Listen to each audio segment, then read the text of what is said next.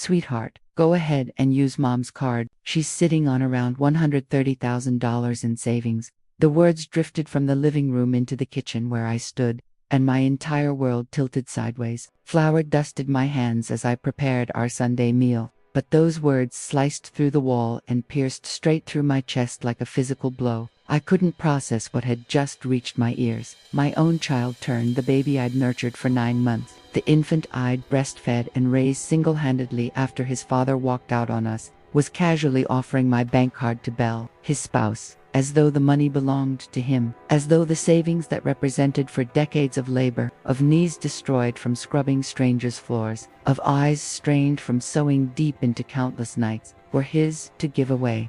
The rolling pin slipped from my grip onto the countertop, and I stood frozen in place, my pulse pounding so forcefully I could feel it reverberating in my skull. "You're certain, honey, she won't be upset?" Belle questioned in that sugary voice she always employed when seeking something. That tone had become all too familiar to me after 15 years of observing her twist my son around her finger. "She won't say anything. Mom lives here without paying rent. She consumes our groceries, benefits from our services. The minimum she can do is pitch in occasionally. Plus, she's elderly now. What purpose does all that saved money serve? We have bills to pay. We have a future to build." Turn responded, and each word felt like a blade rotating in my spine. I remained motionless, staring down at the dough spread before me, battling the tears that threatened to overflow. Crying was not an option. I'd shed enough tears within these walls over the past 2 decades, ever since Tournay persuaded me to liquidate my modest apartment in Collier Heights,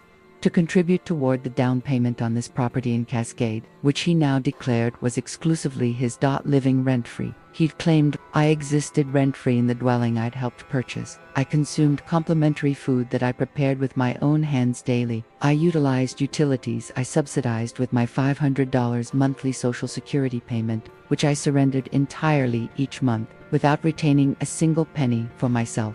Belle's footsteps approached the doorway, accompanied by the rustling of her designer handbag and the jingling of car keys. She was heading to Lenox Square, with my card clutched in her hand, armed with the code Turn had provided, granting her access to every dollar I'd ever sweated to earn. "I'm heading to the shopping center. Mama Celestine, do you require anything?" she called from the living room with that manufactured kindness she displayed in front of Tehran, as though we shared a friendship, as though she hadn't systematically stripped my son away from me, piece by piece, throughout all these years. "No, sweetheart. I appreciate you asking," I answered, maintaining as steady a voice as possible, without turning around, without allowing her to glimpse my expression.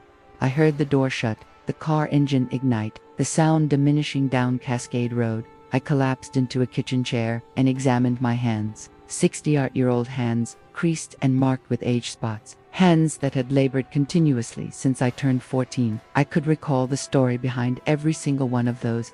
$130,000. Each bill represented a story, a sacrifice, a compromise. The initial $10,000 I accumulated working as a seamstress at a shop on Auburn Avenue, where I arrived at 6 a.m. and departed at 8 p.m., 6 days weekly, tucking away the meager wages I earned each day in an envelope beneath my mattress. 3 years it required to save that first $10,000, subsisting on rice and beans nearly every meal, never purchasing myself fresh shoes. Another $20,000 originated from the additional cleaning positions I accepted on Sundays. The single day I was meant to rest. Expansive houses in Buckhead owned by affluent families who compensated me $50 for 8 hours of labor. I cleaned 3 residences every Sunday. That $150 I saved completely without spending a cent. The remainder accumulated from years upon years of possessing no personal life, no new clothing, no trips to the beauty parlor, no dining at restaurants, declining anything that required spending money, while other women my age attended Bible study or enjoyed lunch with their church companions. I counted pennies and deposited them into the bank account I'd established 30 years ago at Citizens Trust Bank. And for what purpose? To eventually possess a place of my own, a small, humble apartment where nobody could inform me I was living without paying, where I could close my door and be the proprietor of my space, my tranquility, my existence. That was all I desired. It wasn't excessive to request after 68 years on this earth, but now my son, my own flesh and blood, had just handed over my card as though it were his property, as though I didn't exist, as though my life and my efforts signified nothing. Terence entered the kitchen with his phone in his grasp, not even glancing in my direction. He poured himself a glass of water and leaned against the refrigerator. "Is dinner nearly ready, Mom? I have a meeting at 3 and need to eat quickly," he stated, with that tone he'd adopted recently. The tone that wasn't an inquiry but a command. "Almost," I responded, standing to continue with the dough, though my legs felt unsteady. "Oh, by the way, Mom, Belle went to the mall. We needed some items for the house," he mentioned, still not lifting his eyes from his phone, as though it were the most ordinary thing imaginable. I didn't respond. I continued kneading, pressing the dough more forcefully than necessary, feeling the mixture of rage and pain expanding in my chest. "Did you hear me?" Terence asked, finally looking up. "Yes, I heard you," I said without turning. "And is something wrong?" Irritation crept into his voice now, as though I were the one behaving improperly. I pivoted and met his eyes, those eyes that once regarded me with love, respect, and admiration. Now I detected only impatience and annoyance. "Should something be wrong?" I asked, keeping my voice level, though internally I was a volcano preparing to erupt. "No, obviously not. It's just some things for the house. Besides, Mom, you reside here. It's normal for you to contribute to the household expenses occasionally," he said, returning his attention to his phone, as though the conversation had concluded. "Contribute to the expenses." He articulated that as though I didn't surrender my complete Social Security check monthly, as though I didn't cook, clean, launder, and iron for the entire household without charging $1, as though the previous 20 years of my life hadn't been devoted to serving them. "I see," was all I said, and I returned to my dough. Terence exited the kitchen, and I stood there, gazing out the window at the small yard I maintained personally, the collard greens I'd planted, the grass I watered each morning, the tomatoes growing in the corner, all within a house my son claimed was solely his. In that moment, I reached a decision. I wasn't going to remain passive and watch them appropriate the only thing I had remaining. I wasn't going to permit Belle to spend in one day what required me 40 years to save, and I certainly wasn't going to continue existing in a house where they treated me like hired help and not a mother. I completed preparing dinner, wiped my hands on my apron, and proceeded directly to my room. I secured the door, retrieved my old flip phone, and dialed the bank number I had committed to memory. I waited through the rings, my heart racing. "Citizens Trust Bank. Good morning. This is Tammy. How may I assist you?" A friendly voice answered on the other end. "Good morning. I need to block my debit card immediately," I stated firmly. "Can you verify your complete name and account number, please?" the operator asked professionally. I provided her all my information, answered the security questions, and confirmed my date of birth and address. With each passing second, my heart hammered faster, as though I were committing a criminal act when I was simply protecting what belonged to me. "I understand, Miss Jefferson. Was there an issue with the card? Did you misplace it or was it stolen?" the operator inquired. "Let's simply say someone possesses it without my authorization," I answered, selecting my words carefully. "Perfect. I'll proceed to block the card immediately. From this moment forward, nobody will be able to make any transactions with it. Would you like us to mail a replacement card to your home address?" Tamika explained from the bank. "Yes, please, but don't send it to this address. I'll collect it personally at the branch next week," I said, thinking quickly. I didn't want Terence or Belle to intercept my replacement card. "No problem, Miss Jefferson. Your card has been blocked at 11:25 a.m. Is there anything else I can assist you with?" the operator asked. "No, that's everything. Thank you very much," I said, and disconnected the call with trembling hands. I sat on the edge of my bed, that twin bed Terence had provided me when I relocated into this house, informing me the room was compact and couldn't accommodate a larger one. I surveyed my 10 by 10 feet room, a bed, a small closet, a nightstand. This constituted all my space in a 4-bedroom house. Belle possessed a full walk-in closet exclusively for herself, larger than my entire room. Terence had his private office where nobody could enter. There was a TV room, a formal dining room, utilized only when guests visited, and I occupied the smallest room, the one that previously served as the pantry. But I never complained. I never complained because he was my son, because I loved him, because I believed that someday he would perceive me again as his mother and not as a burden. How foolish I was. I heard Terrence's phone ring in the living room, his voice answering, then silence, then his voice louder, more agitated. Blocked? How is it blocked? That's impossible. My mom never blocks anything. She doesn't even know how to use those banking systems, Terrence was saying, and I could detect the frustration in his tone. I remained motionless, holding my breath, listening. Belle, wait, let me call Mom, Terrence said, and seconds later, he was pounding on my door. Mom, are you in there? I need to speak with you. It's urgent. Coming, I said, waiting several seconds before opening the door, pretending I was occupied. I opened it and there stood Terrence, phone in hand, with that anxious expression he displayed when things didn't proceed his way. Mom, Belle just called me from the mall. She said your card isn't functioning, that it displays as blocked. Did you block it? He asked directly. I looked him in the eye, and for the first time in 20 years, I wasn't afraid to speak the truth. Yes, I blocked it, I replied calmly. Why would you do that? Belle is at the checkout with a cart full of merchandise. She's being horribly embarrassed, Terrence said, raising his voice. I didn't grant her permission to use my card. That money belongs to me, I said, maintaining my composure. Mom, don't start with that now. Belle was just going to purchase some things we need for the house. It's not a major issue. Call the bank and unblock the card right now, Terrence ordered with that authoritative tone he had developed over the years. No, I said simply. Terrence fell silent, staring at me, as though he couldn't believe what he had just heard. It was probably the first time in 2 decades I had refused him.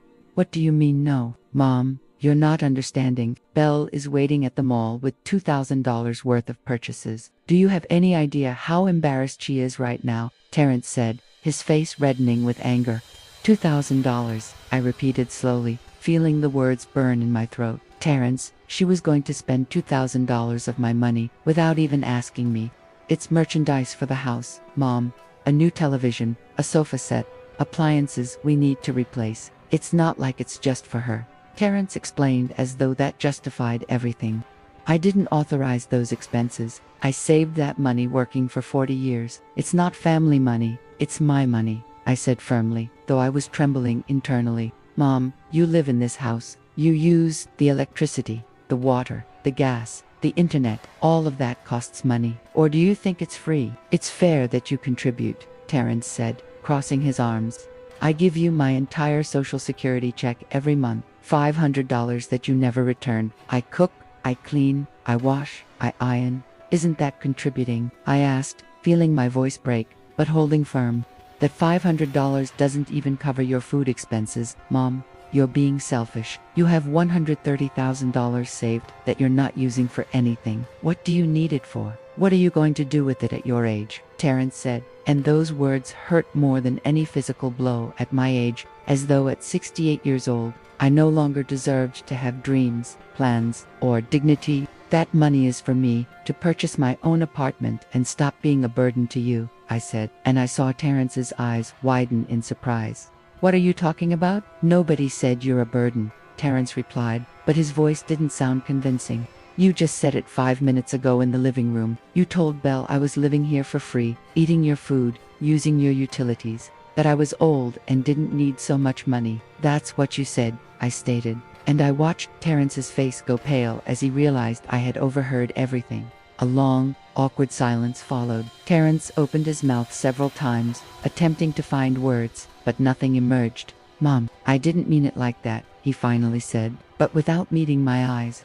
But you said it and you thought it, and right now you're more concerned about Belle's embarrassment at the mall than the fact that she attempted to spend $2,000 of mine without my permission, I said, feeling the tears well up, but I kept them contained. She's my wife, Mom. It's normal for me to defend her, Terrence said. And I'm your mother. Isn't it normal for you to defend me? I asked, and that question hung in the air between us like a ghost. Terrence fell silent again. He looked at his phone, then at me, then back at his phone. I could see the conflict on his face, the battle between his conscience and his loyalty to Belle. Mom, please just unblock the card for today. Belle is already there. She already selected everything. We can't leave her in that situation. We'll discuss this calmly later, Terrence said in a softer tone now, attempting to manipulate me with guilt. No, Terrence, and tell Belle to come home. The 3 of us need to talk, I said with a firmness I didn't know I possessed. Mom, don't blow this out of proportion, please, Terrence pleaded.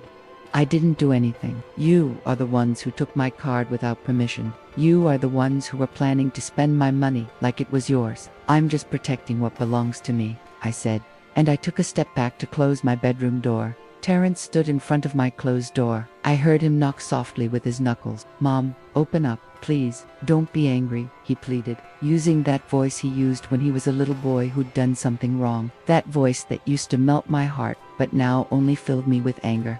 I didn't answer. I sat on my bed and waited. I heard his steps retreat. I heard him talking on the phone with Belle in a low voice. I heard him explaining that I had blocked the card. I also heard Belle yelling on the other end of the phone so loudly that her voice cut through the device. Your mother is insane. I'm standing here like a fool in front of all these people. The saleswoman already called the manager. This is humiliating, Belle screamed. And I didn't feel an ounce of guilt. Let her feel shame. Let her feel what it's like when someone makes you look bad. I had felt shame for 20 years every time I was introduced at family gatherings as the mother who lives with us. Every time Belle told her friends from Spelman that I helped out around the house, as though I were the domestic worker. 30 minutes passed before I heard Belle's car pull up. The front door slammed so hard it shook the walls. I heard her heels clicking against the hardwood floor. That sound that always announced a storm. Quietly, babe, Terrence said, trying to appease her. Quietly. Your mother made me suffer the biggest embarrassment of my life. There were like 20 people staring while the saleswoman kept trying to run the card over and over. I had to leave everything there and run out, Belle screamed. I know, babe, I know, but she heard what we talked about this morning. She's upset, Terrence explained. And so what if she heard? We spoke the truth. She lives here without paying anything. The least she can do is help us when we need it. That's what elders are supposed to do. Contribute to the family, Belle yelled. I got up from the bed and opened my bedroom door. I walked toward the living room where they were both standing. Belle looked at me with eyes full of fury, still holding her empty shopping bags from Lennox. Celestine, we need to talk seriously, Belle said, without even greeting me, without a hello or a good afternoon. Yes, we need to talk, I replied calmly, and I sat on the single armchair, which was the only place they ever permitted me to sit. The big sectional sofa was Belle's exclusive territory. Why did you block your card? Why did you put me through that embarrassment? Belle attacked immediately. I didn't put you through any embarrassment. You brought it on yourself by trying to spend $2,000 of my money without my permission, I replied, looking her directly in the eyes. It's not just your money. This is a family. Families share, Belle yelled, taking a step toward me. I am not your family, Belle. I am Taryn's mother, and my money is mine. I earned it. I saved it, and I decide what to do with it, I said, keeping my tone calm, though inside, I wanted to scream everything I had bottled up for 15 years. Mom, please don't be like this. Belle just wanted to buy things that we genuinely need for the house. The television in the living room is 8 years old. The sofa is all worn out. The refrigerator makes weird noises. Terrence intervened, trying to justify the unjustifiable. If you need those things, buy them with your money. You both work. Terrence makes good money as an IT consultant. Belle works at that boutique in Lennox. You have 2 incomes. Why do you need mine? I asked. Because we have expenses, Celestine. This house doesn't maintain itself. The mortgage is $1,200 a month. The utilities are another $300. Food is about $500. Plus the internet, the phones, the car, the insurance. It all adds up. There's nothing left over at the end of the month, Belle explained with that victim tone she knew how to use so well. I give you $500 from my Social Security check every month. That helps, I said. $500 is nothing, Celestine. That barely covers your food, Belle said with contempt. Then, let me go. Let me buy my apartment with my money and stop being a burden to you, I said. I saw Belle and Turn exchange a quick glance, a look I couldn't interpret at the time, but which I understood perfectly later. Mom, don't say that. Nobody wants you to leave. This is your home, Terrence said, but his words sounded hollow, rehearsed. This is not my home, Terrence. You said it yourself this morning. This is your home. I just live here, I said, feeling my voice finally break. Oh, for God's sake, don't start with the drama, Celestine. Nobody said that. Terrence was just talking, Belle interrupted, rolling her eyes. Yes, He said it, and he's right. That's why I want to leave. I want my own place, where I am the owner, where I pay my own bills, where no one makes me feel like I'm a burden, I said, and the tears finally started rolling down my cheeks. Mom, you can't live alone. You're 68 years old. What if you get sick? What if you fall? Who's going to take care of you? Terrence asked with that false concern that made me angrier than his insults. I'm 68. I'm perfectly healthy. I can take care of myself. I did it for 40 years before I came to live here, I replied, wiping my tears with the back of my hand. But it's different now, Mom. You're older now. You need to be with family, Terrence insisted. What I need is respect and dignity, and I don't have that here, I said, getting up from the armchair. Look, Celestine, let's be honest, Belle started, crossing her arms. You have nowhere to go. You don't have any other family. Your friends are just as bad off or worse than you. You have no one. If you leave here, you're going to end up alone in a sad apartment, eating alone, watching television alone, dying alone. Is that what you want? Her words were calculated to destroy the little self-esteem I had left. The worst part was that she was right about one thing. I didn't have much family. My sister had died 5 years ago, my parents decades ago. My few friends were scattered, each with her own life, her own problems. I'd rather be alone and at peace than accompanied and miserable, I responded, surprised by my own bravery. Oh, how dramatic. Nobody's making you miserable, Celestine. We're giving you a roof, food, company. But of course, nothing is ever enough for you, Belle said sarcastically. You don't give me anything. I pay with my social security, with my work in the house, with my dignity, I said, raising my voice for the first time. Your social security doesn't even cover half of what you cost here. And washing some dishes and sweeping a little bit is not work. Anyone can do that, Belle yelled, completely losing her composure. Then, anyone can do it. Hire someone. I'm leaving, I said, and I walked toward my room.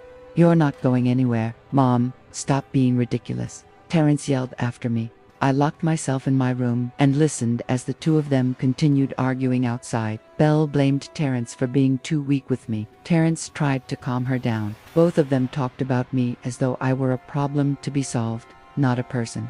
I stayed sitting on my bed for hours, listening as the house slowly returned to its usual silence. Belle had locked herself in her room, slamming the door. Terrence tried knocking on my door twice more, but I didn't answer. I had nothing more to say to him at that moment. When night fell and the house was completely quiet, I pulled out my old phone and dialed the only number I knew would give me comfort. Anita, my lifelong friend, the only person who truly knew me. Celestine, what's wrong, bro? It's almost 10 p.m., Anita answered, her voice worried.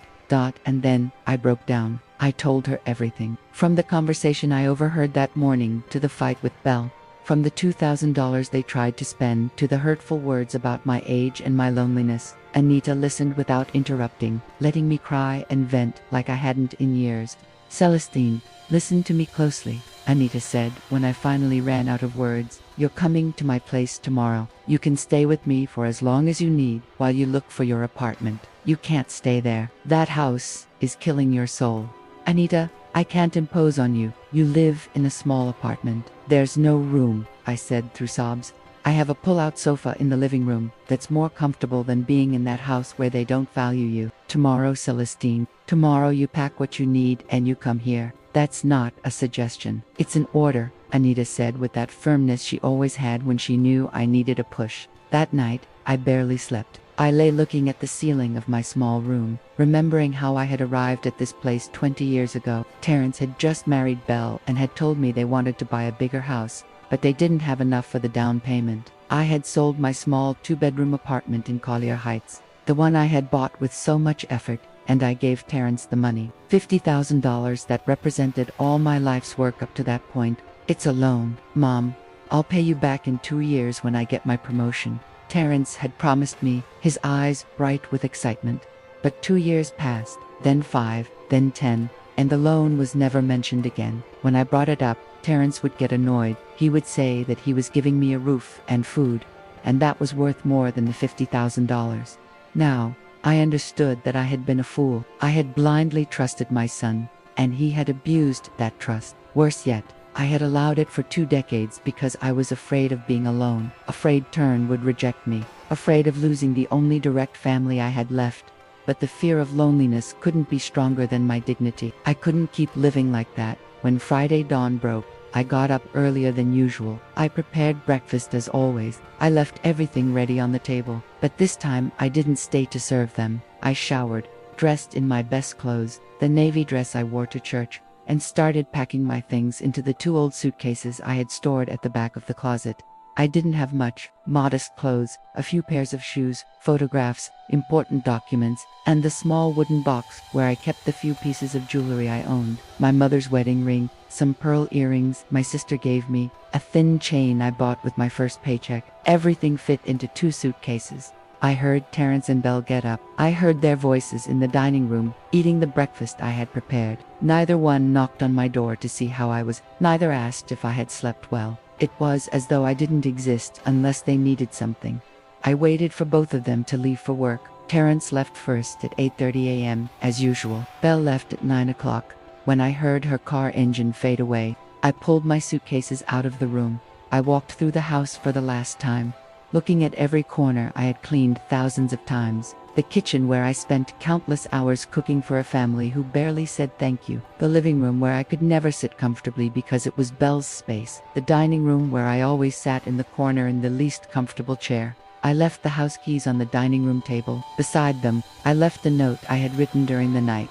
Terence, I'm leaving. I can't keep living in a house where I'm only valued for my money. Thank you for these 20 years. But I need to reclaim my dignity. Don't look for me. When I have my new apartment, I'll send you the address. I love you, but I love myself more. Mama and I called a cab and waited outside with my 2 suitcases. Mr. Williams, the next-door neighbor, was watering his lawn and looked at me curiously. Good morning, Miss Celestine. Going on a trip? He asked kindly. Something like that, Mr. Williams. Something like that. I replied with a smile that didn't reach my eyes.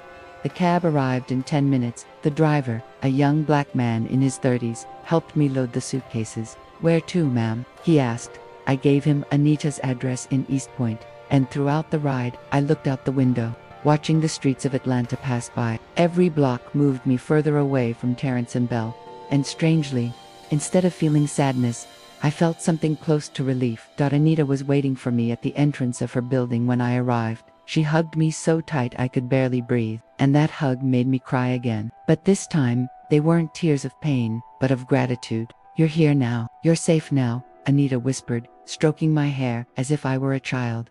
Her apartment was small, as she had said, a living room, dining room combo, 1 bedroom, a kitchen, and a bathroom. But it was clean, tidy, and above all, full of peace. There was no tension in the air, no looks of contempt, no hurtful words waiting to strike. The sofa bed is all yours. It's not much, but it's comfy. And this house is your house for as long as you need to stay, Anita said, showing me where I could put my things.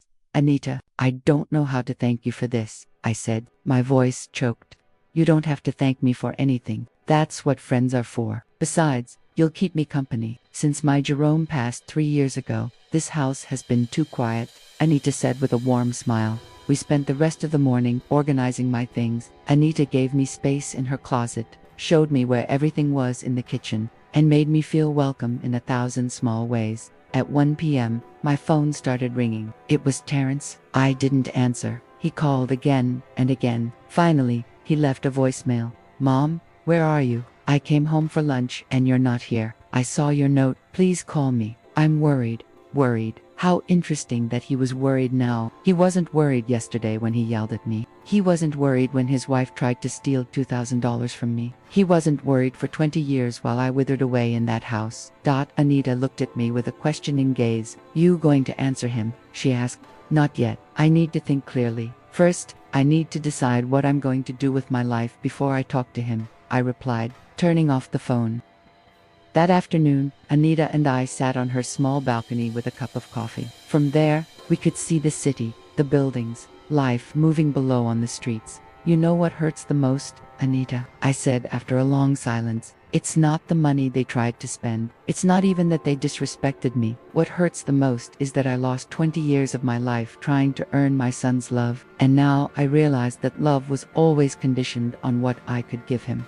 Anita took my hand in hers, those hands also wrinkled by the years, but strong and warm, Celestine, listen to me closely. You didn't lose 20 years trying to earn his love. You gave 20 years of unconditional love, which is very different. The problem isn't you. The problem is that Terrence and that woman didn't know how to value what they had, Anita said with wisdom. But I'm his mother. Mothers are supposed to sacrifice for their children, I said, still feeling the guilt they had instilled in me all my life. Mothers should love their children, yes, but children must also love their mothers. Love isn't a one-way street, Celestine, and sacrifice has a limit. When the sacrifice is killing your soul, it's no longer love. It's self-destruction, Anita replied firmly. She was right. She always was. Anita had been my friend since we both worked in the same textile factory 40 years ago. She knew me better than anyone. She had seen my marriage fail. She had watched me raise Terrence alone. She had watched me slowly fade away in that house. Now, you need to think about yourself, about what you want, about what Celestine needs to be happy. Anita continued. I want my apartment. I want a place of my own where no one can make me feel like I'm in the way, where I can drink coffee in the morning without feeling like I'm using someone else's electricity, where I can watch television without being told I'm hogging the couch, I said. And as I spoke, I felt something inside me grow stronger. Then that's what we're going to get. We'll start looking for apartments tomorrow, Anita said with determination. That night, I slept on Anita's sofa bed, and it was the best night's sleep I'd had in years. There was no tension, no fear of hearing footsteps outside my door, no anxiety wondering what new form of humiliation awaited me the next day. On Saturday morning, my phone was still off, but I could imagine the number of missed calls I had. I didn't care. For the first time in 2 decades, I was my priority. Anita and I had a quiet breakfast, talking about everything and nothing, laughing at old memories, making plans. Then we got dressed and went out. We had marked 5 apartments to see that day, all within my budget in neighborhoods with good Black communities. East Point, College Park, Southwest Atlanta. The first was too dark, with small windows that barely let in light. The second was in a rundown building that smelled of dampness. The third was perfect, but it was on the 4th floor with no elevator, and my knees weren't what they used to be. The 4th had plumbing problems the owner didn't want to fix. But the fifth stole my heart the moment I walked in. It was a 2nd-floor apartment in a well-maintained, secure 6-story building in Camp Creek. It had a living room with a large bay window overlooking a small park, a perfectly equipped galley kitchen, a spacious bedroom with a closet, and a clean, functional bathroom. It wasn't large, about 650 square feet, but it was cozy, bright, and had a peaceful energy. How much are you asking for it? I asked the man showing it to us. $65,000. It includes the parking space downstairs and a small storage unit in the basement. The HOA fees are $100 a month, explained Mr. Patterson, the apartment owner, a distinguished older Black man with salt and pepper hair. $65,000. I could pay for it in cash and still have $65,000 left to live comfortably, for emergencies, for my later years. Can I see it again? I asked. Mr. Patterson nodded kindly. I walked through every space, imagining my life there. My bed in the bedroom, my clothes in the closet, my few photographs on the walls. I imagined making coffee in that kitchen, sitting by that bay window to read, sleeping soundly. I saw my future within those empty walls, and that future was bright. I'll take it. I want to buy it, I said with a firm voice. Mr. Patterson smiled widely. Excellent decision, ma'am. It's an apartment with great energy. The previous owner lived here for 20 years. She only moved to live with her daughter in Chicago. It's well cared for. Never had any problems, he explained, pulling some papers from his portfolio. We need to start the legal paperwork. Do you have a trusted attorney, or would you like me to recommend one? I know a good one, Anita interjected. My nephew is a closing attorney. He's honest and charges fair rates. Perfect. Then we can meet Monday to start the paperwork. It usually takes about a week to complete the entire legal process, Mr. Patterson said. 1 week. In 1 week, that apartment would be mine. My name would be on the deed. I would be a property owner, not a burden living for free in someone else's house. We left the apartment with the signed commitment and a $5,000 down payment, which I paid with a check. Anita and I hugged in the street like 2 excited girls. You did it, Celestine. You're going to have your own place, Anita shouted, not caring who heard us. I did it, I repeated, feeling a huge smile spread across my face. I really did it. We returned to Anita's apartment, euphoric, making decorating plans. talking about what furniture I would need to buy, what things I could get secondhand to save money. It was then, in the middle of that happiness, that I decided to turn on my phone. I had 32 missed calls from Terrence, 17 from Belle, and over 40 text messages. The messages started worried. Mom, where are you? Please answer. We are frantic. But then they changed tone. Mom, this is ridiculous. Drop the drama. We need to talk about important things. And the last ones were directly threatening. If you don't answer, I'm going to call the police. This is abuse to us. You're going to have to come back. You have nowhere to go. Anita read the messages over my shoulder and snorted indignantly. That boy is out of his mind. Abused to them, as if they haven't abused you for years, Anita said, shaking her head. I have to talk to him, but by message. I don't want to hear his voice yet, I said, taking a deep breath. I sat on the sofa and wrote a long message, choosing every word carefully. Terrence, I'm fine. I'm in a safe place with a friend. I needed to leave that house to regain my mental health. For 20 years, I lived feeling like a burden, and yesterday's incident was the last straw. I bought an apartment of my own. I am moving in a week. This isn't a punishment for you. It's an act of self-love for me. When I'm settled, I'll give you my address and we can talk calmly. I love you, but I need to do this, Mama. I pressed send before I could change my mind. I saw the 2 checks indicating the message was delivered. Then I watched them turn blue, indicating he had read it. The 3 dots appeared, showing Terrence was typing. They disappeared. They reappeared. They disappeared again. Finally, his response arrived. Mom, this is crazy. You can't just buy an apartment like that. Who's going to take care of you? Who will help you if you get sick? Have you thought about that? Plus, Belle is really mad. She says you owe her an apology for the embarrassment at the mall. We need you to come home and talk this out like adults. I read the message 3 times. No apology from him. No acknowledgement of what they had done. Just more manipulation. More attempts to make me feel guilty. More fake concern disguised as love. Are you going to answer him? Anita asked. Yes, I said. And I wrote a short but clear response. Terrence, I am 68. I can take perfectly good care of myself. And I don't owe Belle an apology. She tried to spend $2,000 of my money without my permission. If anyone should apologize, it's you two. We'll talk when I'm ready. After sending that message, I turned off the phone again. I didn't want to keep reading his attempts at manipulation. Anita was right when she said I needed space to think clearly. And that was impossible with Terrence bombarding me with messages designed to make me feel guilty.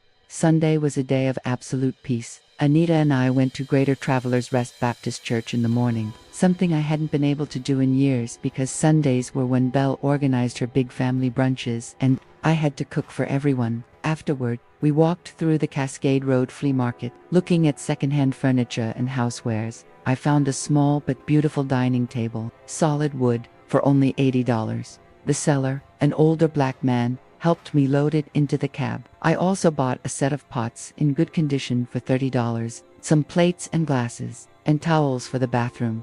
Anita insisted on buying me a set of new sheets she saw at a store. So you can start your new life with new sheets, clean with no history, Anita said as she paid. I couldn't help but cry again, but this time from emotion. We stored everything in Anita's building storage unit, waiting for the day I could move into my new apartment. Everything I bought, every item I set aside for my new life, was another step toward my freedom. On Monday morning, I met with the closing attorney, Darnell, Anita's nephew. He was a man in his mid-40s, serious but kind.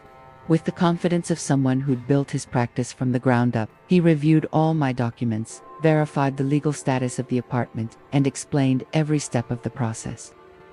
Miss Jefferson, everything is in order. The apartment has no debt, no liens. Mr. Patterson is the sole legal owner. We can close the sale next Friday. Are you sure you want to pay in cash? We could arrange a mortgage if you prefer not to use up so much of your savings, Darnell explained. I want to pay in cash. I want it to be completely mine. No debts, no mortgage. I've waited my whole life for this moment, I said with conviction. I understand. Then, Friday at 10 a.m., we'll meet here in my office to sign the deed. You need to bring the payment for $60,000. Plus $5,000 for notary fees and taxes. The $5,000 advance you already paid will be deducted from the total, Darnell explained, showing me all the papers. $65,000 in total, less than half of my savings. I could do it, and I would. I left the attorney's office feeling stronger than ever. I walked through the city, observing everything with new eyes. The stores, the parks, the buildings, everything looked different when you knew you were building your own life and not just surviving someone else's.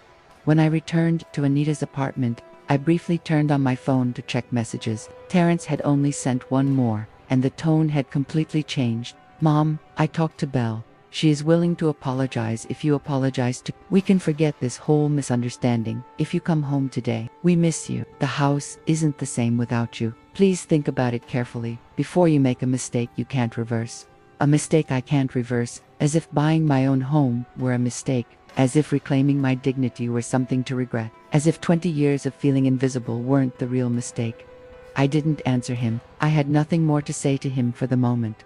The following days passed in a mix of nerves and excitement. Anita and I continued buying things for my apartment. A small but comfortable sofa we found at a garage sale for $150. A used but excellent condition full-size bed for $200. A slim bookcase, some lamps, simple curtains. I also went to Citizens Trust Bank to organize everything for the payment. The teller, a young woman named Tamika, the same one who'd helped me block my card, served me with great patience as I withdrew the $60,000 using a cashier's check. Ma'am, this is a considerable amount. Are you sure this is a legitimate transaction? We don't want you to be a victim of any fraud, Tamika told me with genuine concern. It's not a fraud, dear. I'm buying my first apartment of my own at 68 years old. I replied proudly. Tamika smiled widely. That's beautiful. MAAM. Congratulations. My grandmother also bought her house at 70 after divorcing my grandfather. She told me those were the best years of her life, Tamika shared as she processed the check. Her words gave me hope. It wasn't too late. It was never too late to start over. On Thursday night, the day before signing the deed, Terrence showed up at Anita's building. I don't know how he got the address. He probably checked with someone he knew, or followed some clue. He rang the intercom insistently until Anita answered. Who is it? Anita asked curtly. It's Terrence Celestine's son. I need to speak to my mom. I heard his voice through the small speaker. Anita looked at me, asking with her eyes what I wanted to do. I took a deep breath. Let him up, but you stay here with me, I said. Anita nodded and buzzed him in. We waited by the door, and when I opened it, I was surprised to see him looking so worn out. He had deep circles under his eyes. His clothes were wrinkled, his hair disheveled. He didn't look like the successful IT consultant he boasted about being. Mama, he said, and his voice cracked slightly. Terrence, I replied without moving from the doorway, without inviting him in. Can we talk? He asked, glancing into the apartment where Anita stood with her arms crossed like a guardian. It's fine right here, I said. Terrence sighed and ran a hand through his hair. Mom, this got out of hand. I know Belle and I messed up. We shouldn't have taken your card without permission. But you didn't have to just leave like that without a word, leaving us worried. Terrence, I left you a note explaining exactly why I was leaving. It wasn't impulsive. It was necessary, I replied, keeping my calm. But families resolve their problems together, not by running away, Terrence said, taking a step closer. Families also respect each other. Terrence, and you haven't respected me in years. It's just that I was so used to the mistreatment that I stopped noticing it, I said, feeling the words come out with more force than I expected. Mistreatment, Mom, we never mistreated you. We gave you a roof, food, everything you needed, Terrence protested, raising his voice. You gave me a room the size of a closet. You made me feel like every bite of food I ate was a favor. You treated me like a servant, not a mother. And when I saved money with 40 years of work, you tried to steal it, I said, and every word was like releasing a weight I had carried for too long. We weren't going to steal anything. It was just for some things for the house where you live too. It's not stealing, Mom. It's family sharing, Terrence yelled, losing his composure. $2,000 is not sharing, Terrence. It's stealing, and I never authorized that expense, I replied without raising my voice, which seemed to frustrate him even more. Fine. All right, I admit it was too much. Belle got carried away seeing all those things on sale, but we can fix this. Come home, and I promise you none of this will ever happen again, Terrence said, changing tactics, his tone now pleading. I'm not coming back, Terrence. Tomorrow I sign the deed for my new apartment. I'm moving in this weekend. I've already made my decision, I said, and I saw his face go from pleading to shock. You bought an apartment without consulting me. Mom, that's crazy. What if you got scammed? What if it's a bad deal? I should have reviewed those things with you, Terrence said, almost panicking. I have an attorney, a lawyer. Everything is legal and verified. I didn't need your permission, Terrence. I'm a 60-year-old adult with full mental capacity. I can make my own decisions, I explained patiently. Terrence fell silent for a moment, processing what I had just told him. I watched his eyes move quickly, calculating, thinking about his next move, and the money. How much do you have left after buying that apartment? He asked, and there it was, the real concern. That's none of your business, Terrence, I said firmly. Mom, let's be honest. That money is partially mine too. I've supported you for 20 years. I've given you a house, food, utilities, that has value. If we calculated, I probably don't owe you little or nothing, Terrence said, and his words felt like a bucket of ice water dumped over me. Anita took a step forward from inside the apartment. Young man, I think it's time for you to leave. You heard your mother. She made her decision, and you have no right to her money. Anita intervened firmly. You stay out of this, ma'am. This is between my mom and me, Terrence replied rudely. This is my house, and I can get involved whenever I please. And I'm going to ask you to leave right now or I'll call security, Anita said, pulling out her phone. Terrence looked at me with a mix of anger and desperation. Is this what you want, Mom? To break up our family? To let strangers get between us? He asked, pointing at Anita. Anita is not a stranger. She's been my friend for 40 years. She's been by my side at times when you didn't even exist. And no, Terrence, I'm not breaking up the family. The family broke up when you stopped seeing me as your mother and started seeing me as your ATM, I said, feeling the tears threaten to spill, but I held them back. I can't believe you're doing this. Belle was right about you. She said you were selfish, that you only thought about yourself, and I defended you. How foolish I was, Terrence said. Venom in every word. Those words hurt more than I care to admit, but they also confirmed what I already knew. Belle had poisoned my son against me for years, and he had let her. If that's what you think of me, then it's better for me to leave your life. I don't want to be a burden to anyone, I said, my voice trembling. Fine, great, go to your apartment, live alone, but don't come running when you get sick or need help. Don't come back when you realize you made a mistake, Terrence said, turning to leave.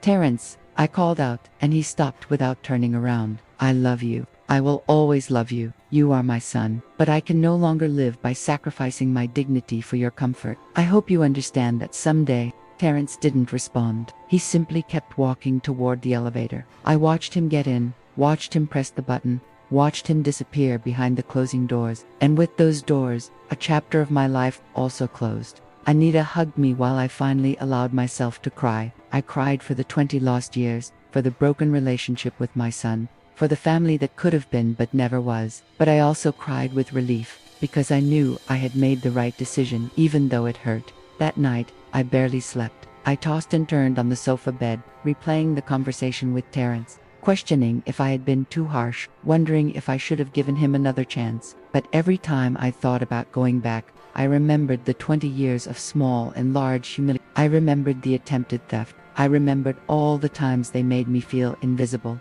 No, I couldn't go back. For the first time in my life, I had to choose myself. Friday dawned, sunny and beautiful, as if the universe were celebrating with me. Anita and I dressed in our best clothes. She insisted on accompanying me to the attorney's office. This is one of the most important days of your life, Celestine. You're not going through it alone, Anita said, putting on her cream silk blouse, the one she saved for special occasions. We arrived at the attorney's office 15 minutes before the agreed time. Mr. Patterson was already there, along with Darnell, the attorney. Both greeted us with smiles. Good morning, Miss Jefferson. Ready to be a homeowner? Darnell asked warmly. More than ready, I replied with a huge smile. The process lasted nearly 2 hours. I had to sign so many papers I lost count. Deeds, certificates, declarations, receipts. Darnell patiently explained each document, making sure I understood exactly what I was signing. When it was time to hand over the $60,000 cashier's check, my hand trembled slightly. It was nearly everything I had, but I looked at Anita, who smiled at me proudly, and I remembered why I was doing this. I placed the check on the table. Mr. Patterson reviewed it, nodded with satisfaction, and Darnell officially processed it. Very well, Miss Jefferson. With this, we complete the transaction. This apartment is now legally yours. Here are the deeds with your name, the keys, and the building documents. Congratulations on your new home, Darnell said, handing me a thick envelope with all the papers and a keychain with 3 keys. I took the keys in my hand and held them as if they were the most valuable treasure in the world. And to me, they were. These keys represented freedom, dignity, and independence. They represented the end of a dark chapter and the beginning of something new. Thank you, Darnell. Thank you, Mr. Patterson. You don't know what this means to me, I said, my voice cracking with emotion. Believe me, I do, Miss Jefferson. I've seen many transactions in my life, but few with such an emotional load as this one. I hope you are very happy in your new home, Darnell said sincerely. We left the attorney's office, and Anita practically screamed with excitement in the street. You did it. You own your own place. At 68 years old, you took back your life, Anita shouted as she hugged me. And we spun around on the sidewalk like 2 crazy girls. People passing by looked at us curiously. Some smiled, seeing our joy. An older black lady stopped and asked us what we were celebrating. I just bought my first apartment, I told her proudly. Oh, how lovely. Congratulations, honey. It's never too late to fulfill dreams, the lady said with a warm smile before continuing on her way. Anita and I went straight to the apartment. I wanted to see it again, now that it was officially mine. I opened the door with trembling hands, put the key in the lock, turned and pushed. The apartment was exactly as I remembered it. Empty, smelling clean, full of light coming through the bay window. But now, it looked different. Now it wasn't just a pretty space. It was my space, my home. I walked slowly through every corner, touching the walls, imagining where I would put each piece of furniture, visualizing my life there. The table by the bay window where I would drink coffee every morning, the sofa in front of the television where I would rest without fear of someone telling me I was in the way, the bed in my bedroom where I would sleep in peace. It's perfect, Celestine. It's absolutely perfect, Anita said with tears in her eyes. Yes, it is, I replied, also crying, but this time, tears of pure joy. We spent the rest of the day cleaning the apartment from top to bottom. Even though it was already quite clean, I wanted to leave it spotless before bringing my things in. Anita brought cleaning supplies, rags, and brooms, and we worked together like in the old days when we were young and cleaned other people's houses. On Saturday morning, Anita organized a small help squad. She called her niece, Shayla, a strong woman in her 30s who worked for a moving company. Shayla arrived with her truck and 2 friends who helped us move all the furniture we had bought during the week. It was beautiful to see my empty apartment filling up with life. The dining table fit perfectly by the bay window. The sofa fit exactly in the living room. The bed looked majestic in my bedroom with the new sheets Anita had gifted me. Every item in its place, every space designed for my comfort. Shayla and her friends were incredibly kind. They refused to charge me the full moving fee. Miss Celestine, any friend of my Aunt Anita is a friend of ours. Just pay us for the gas and we're good, Shayla said with a genuine smile. I gave her $100 despite her protest. It was the least I could do for their help and kindness. By noon, the apartment was completely settled. It wasn't luxurious or modern, but it was cozy and functional. The curtains we bought added a warm touch. The few photographs I had, now framed and hung on the walls, gave it personality. My plants on the small balcony gave it life. That Anita insisted on staying to help me organize the kitchen. We put away the pots, the plates, the glasses, the cutlery. Every cabinet had its purpose. Every space was optimized. Tomorrow we'll go to the market and buy groceries to fill your refrigerator, Anita said as she wiped down the shelves before putting away the dishes. Anita, you've done too much for me. I don't know how I'll ever repay you for all of this, I said, feeling overwhelmed by her generosity. You won't repay me for anything. Friends don't pay each other back. They support each other. Besides, you would do the same for me, Anita replied, hugging me. She was right. I would. But that didn't make me feel any less grateful. That night, my first night in my own apartment, Anita went home after ensuring 1,000 times that I would be all right alone. I stood in the middle of my living room, looking around, still unable to believe that all of this was mine. I made myself a cup of tea in my kitchen, using my teapot, my mug, my water. I sat in my armchair in front of my window and looked outside. The park was lit by faint streetlights. Some people were walking dogs. Others were simply enjoying the cool night. For the first time in 20 years, I didn't feel anxious. There was no tension in the air. There was no fear of hearing footsteps approaching with complaints or demands. There was only peace, silence, freedom. I allowed myself to cry again, but these tears were different. They weren't tears of pain or anger. They were tears of relief, gratitude, and hope. I had made it out. I had managed to save myself. That Sunday was the calmest day I'd had in years. I woke up without an alarm, letting my body rest as long as it needed. It was 9 a.m. when I finally opened my eyes, and the first thing I saw was the ceiling of my own bedroom in my own house. I got up slowly, without haste. I made coffee in my kitchen using the coffee maker I found at a garage sale. The aroma filled the entire apartment and made me smile. I took my cup to the bay window and sat there for an hour, just watching, thinking, feeling. Anita arrived at noon as she had promised, bringing a huge pot of collard greens and black-eyed peas she had made that morning. "So you have food for the whole week." "And I brought cornbread from the bakery too," Anita said, coming in with her bags full. We had lunch together at my new table, chatting about everything and nothing. She told me about her family, about her plans to visit her daughter next month, about the new show she was watching on television. Simple, everyday conversations, beautiful in their normality. "Have you heard anything from Terrence?" Anita asked cautiously as we washed the dishes. "No, and I don't expect to. He made it very clear that he thought I was selfish for making this decision. He probably needs time to process it, or maybe he'll never understand. Either way, I can't do anything about it anymore," I replied, drawing a plate. "Does it hurt?" Anita asked, looking directly at me.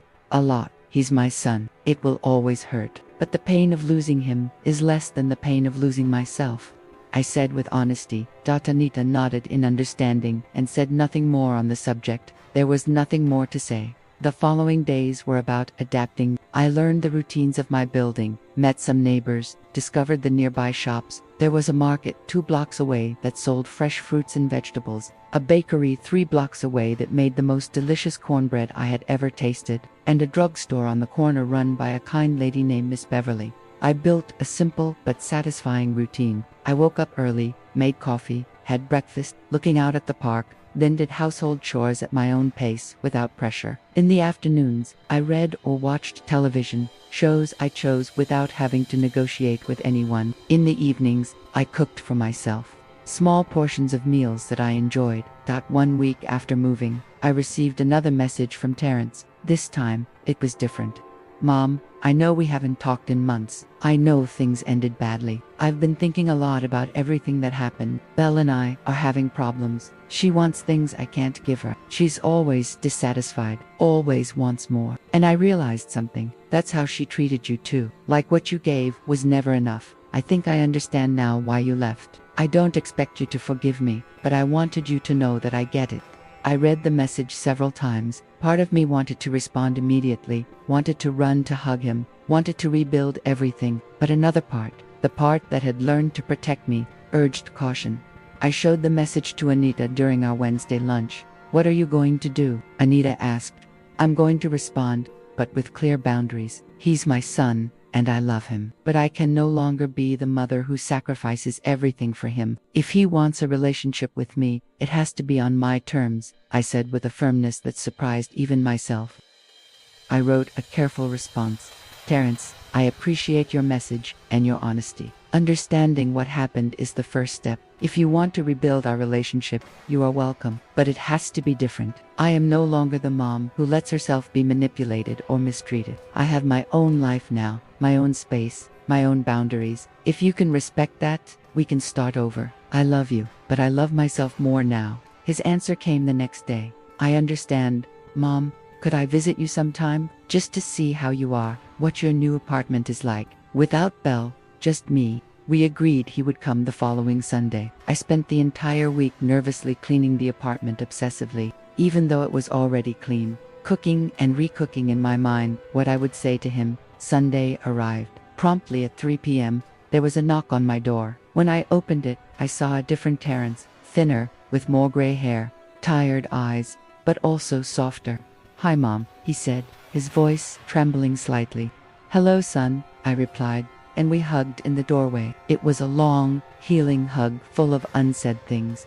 I showed him the apartment. He walked through every space carefully, touching the furniture, looking at the photographs on the walls, observing everything. "It's beautiful, Mom. It's small but cozy. It feels like you," Terrence said sincerely. We sat at my table by the bay window. I served him coffee and pound cake I had bought that morning. We talked for hours. Terrence told me about his problems with Belle, about how she constantly pressured him for more money, more things, more status. He told me he had started therapy to understand his own behavioral patterns. "The therapist made me see that I repeated with Belle the same thing Dad did to you. I let her treat you badly because I wanted to keep the peace in my marriage, without realizing I was sacrificing my relationship with you," Terrence admitted with tears in his eyes. "Terrence, your father and you are two different people. Your father abandoned us. You stayed, albeit in a distorted way. The fact that you recognize this now means you can change," I said, taking his hand across the table.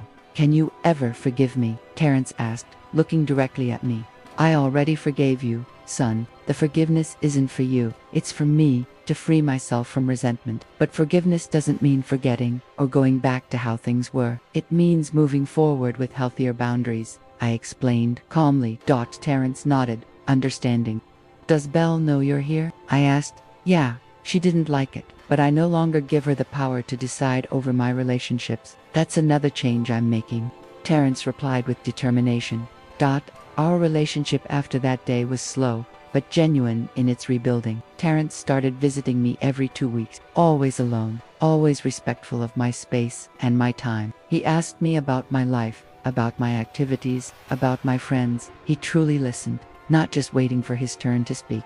6 months later, Terrence and Belle divorced. It didn't surprise me. Some relationships are built on toxic foundations that eventually collapse. Terrence moved into a small apartment similar to mine and began his own journey of self-discovery. Today, 1 year after moving into my apartment, I am sitting in my armchair by the bay window, watching the sunset over the park. I have $75,000 in the bank, untouched. My apartment is paid for completely. My $500 monthly Social Security check covers my basic expenses. I live modestly, but with dignity. Terrence comes to visit me every 15 days. Our relationship isn't perfect. It probably never will be, but it is honest. He is learning to be a better son, and I am learning to be a mother with healthy boundaries. Anita continues to be my rock, my best friend, my chosen family. The women in my quilting circle at church have become my social circle. I have plans to take a small trip next year, maybe to Savannah to see the water. Something I never allowed myself to do. My life is not extraordinary. I have no luxuries or spectacular adventures, but I have something I didn't have for 20 years. Peace. I have my own space where no one makes me feel like I'm surplus. I have my own money that no one tries to steal. I have my own life that no one controls. Sometimes I look back and wonder what would have happened if I had found the courage to leave sooner. But then I remember that every experience, even the painful ones, brought me here, to this moment, to this peace. I am 69 years old now. I don't know how many years I have left, but I know that every day I live in this apartment, in my own space, with my dignity intact, is a day lived for me. And that, after a lifetime of living for others, is more valuable than any amount of money in the bank. Did you like my story? And which city are you listening from? Let's meet in the comments. If you like the story, you can support me by sending a super thanks so I can keep bringing more stories like this. Thank you so much for your sweet support. I'm looking forward to your comments on the story. On the screen, you can see 2 new life stories that I highly recommend. There's so much more on my channel. Don't forget to subscribe. See you in the next life story.